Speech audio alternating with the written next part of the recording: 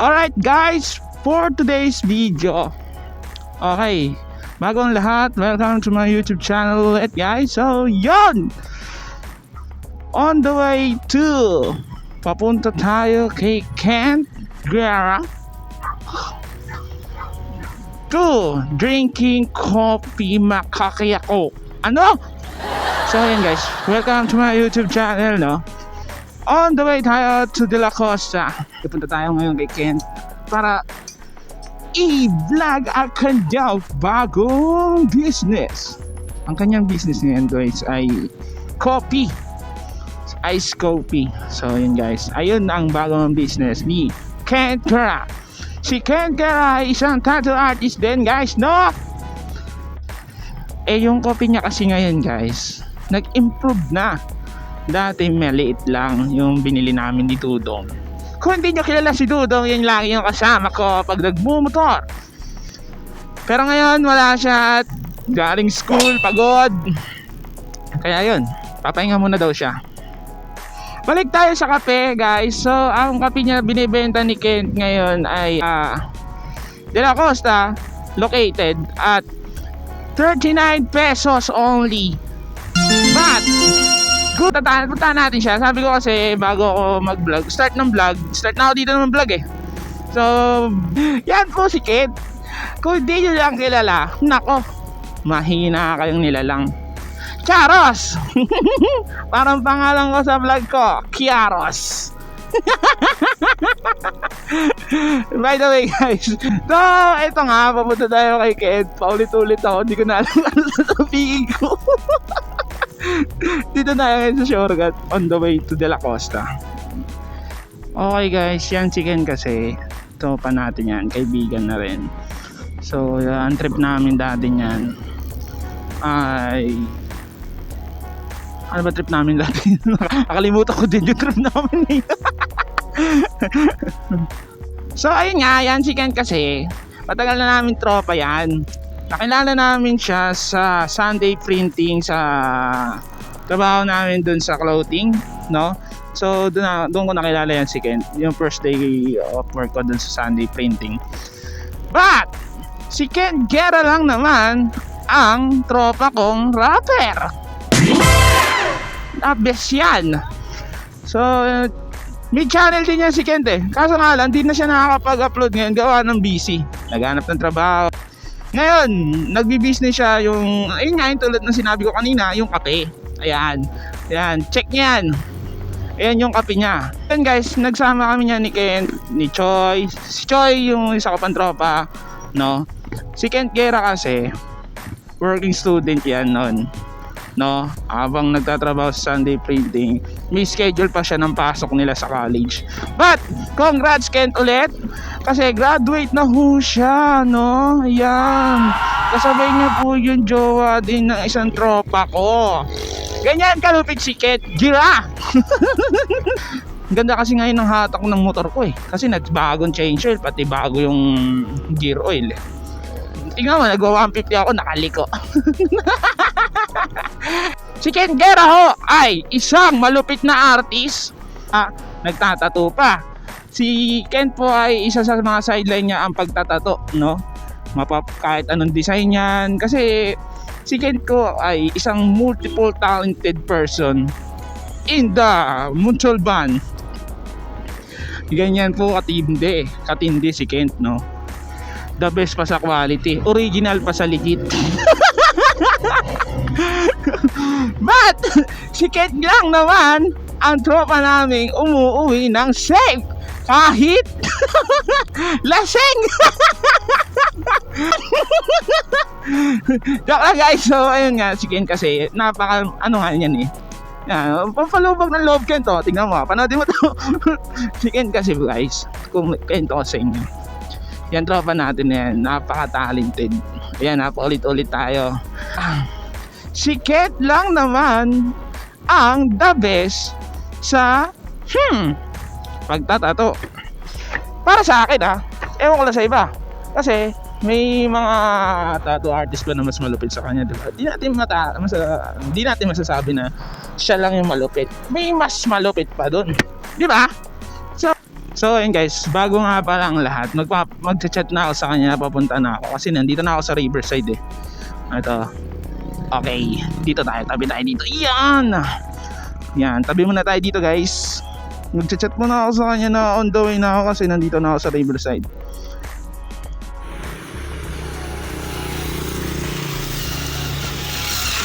Ayan, dito lang naman tayo magwa 150 na nakaliko. Yan po ang Riverside at ayan ang ilog.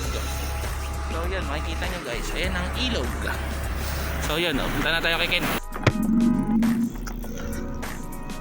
Okay guys, so ayun, nag-chat na ako sa kanya na papunta na ako dito sa kanila. Dito na ako sa De La Costa. Yan, welcome to De La Costa. So ayun guys, bakit ko i-vlog ang kanyang business? Guys, hindi nyo may tatanong, si Ken po ay nag-business na dati ng clothing, but hindi na boom. Why? Siyempre, first time. Pag first time, siyempre, dami pa pang hindi ganong gamay dyan. Ngayon,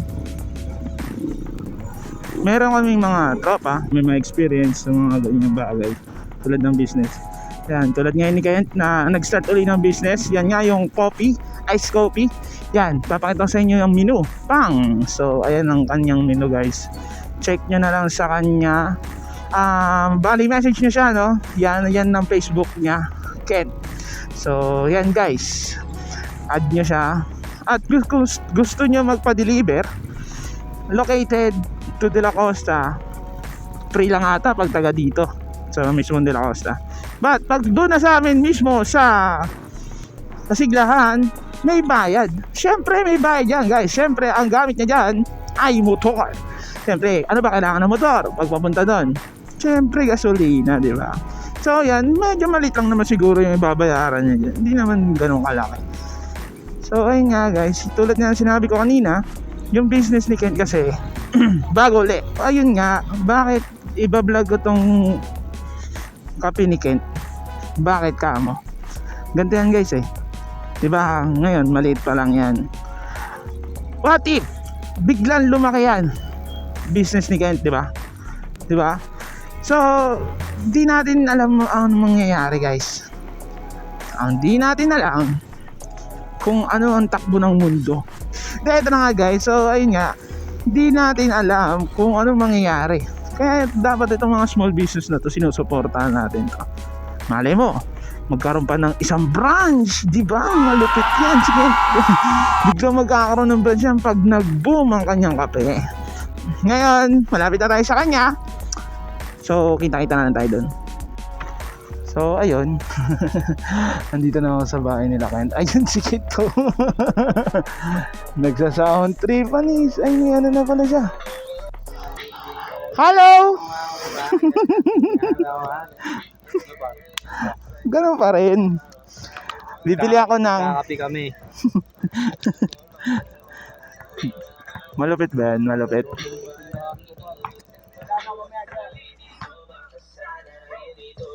Let's go. Nandito yung mic ko. Hindi mo marinig. Hindi ako marinig. Nandito yung mic ko. Magkakapi kami. Let's go. Sama kayo. Available ba yung makakato? Wala akong kasama. Wala, ako lang. Galing si Dudong sa school niya.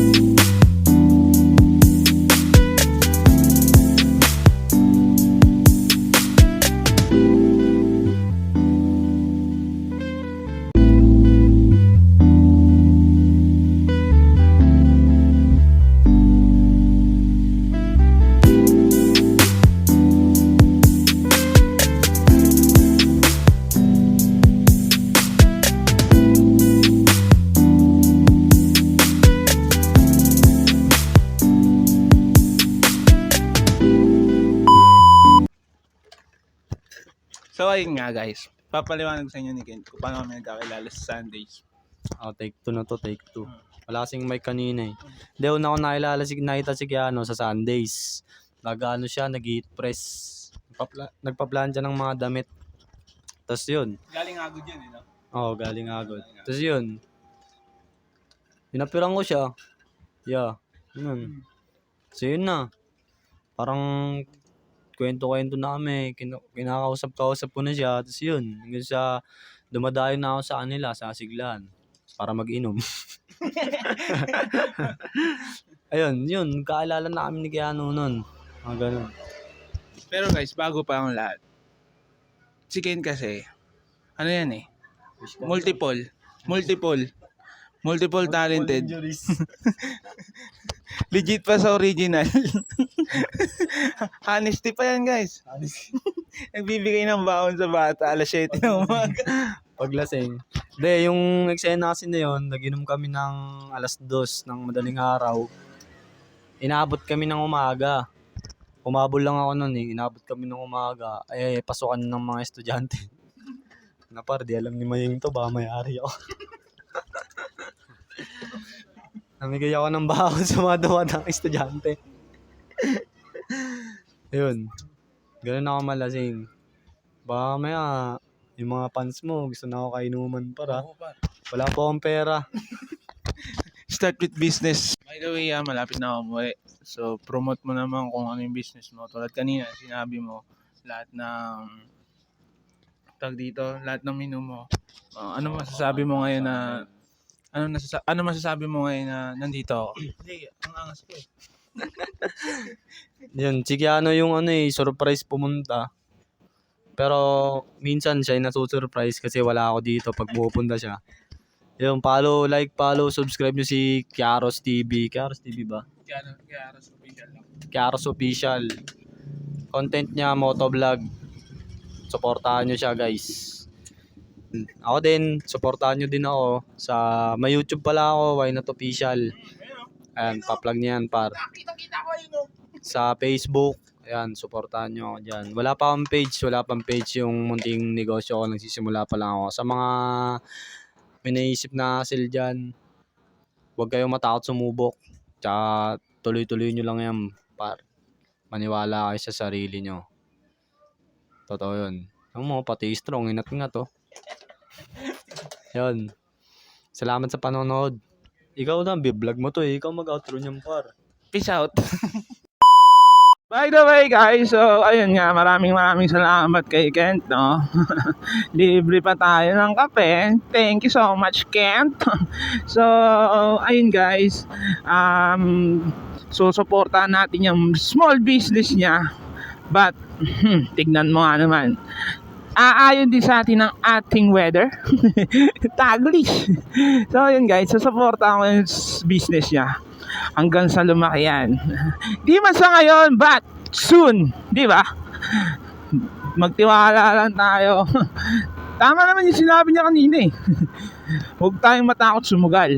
Hindi yung sugal na laro sugal sa business, yung ganon. So ayan guys, hanggang dito na lang. Maraming salamat sa mga nanood. Thank you so much sa inyo. At pauwi na tayo. Bye bye. Babush.